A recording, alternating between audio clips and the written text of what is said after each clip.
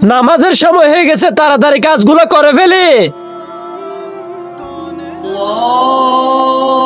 আরে ইয়ার আজান তো দিয়ে ফেললো, দোকান বাঁধার তো সময় নেই, দোকান খোলা রেখে নামাজে যেতে হবে। ইয়া আল্লাহ, তোমার কাছে দোকান রেখে গেলাম, আমার দোকানটা তুমি খেয়াল রাখবা, আমি নামাজে গেলাম। নিচে থাকা সাধারণ সাবস্ক্রাইব বাটনটি ক্লিক করে যারা যারা সাবস্ক্রাইব করবে, আল্লাহ যেন তাকে এই অন্ধকার কবরে ভালো রাখে। আর যারা ভিডিওতে লাইক কমেন্ট করবে তাদের মনের আশা যেন পূরণ হয়, আমি দোয়া করে দিলাম।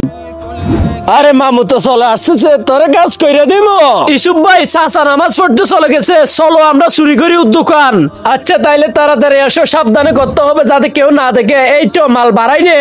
কি করতেছো বেটা? চাচা কিছু না, এই দোকানে যেহেতু কেউ নাই, তোমাদের কোনো কাজ নাই, তোমরা চলে যাও এখন। আরে আজকে পুরো প্ল্যানটা মিস হলো। আরে আরে এটা কিভাবে? চাচা আপনি তো নামাজ পড়তে গেছেন, তো দোকানে কে ছিল চাচা? দোকানে তো কেউ ছিল না, দোকানটা আল্লাহর উপর ভরসা করে রেখে গেছিলাম আর কি।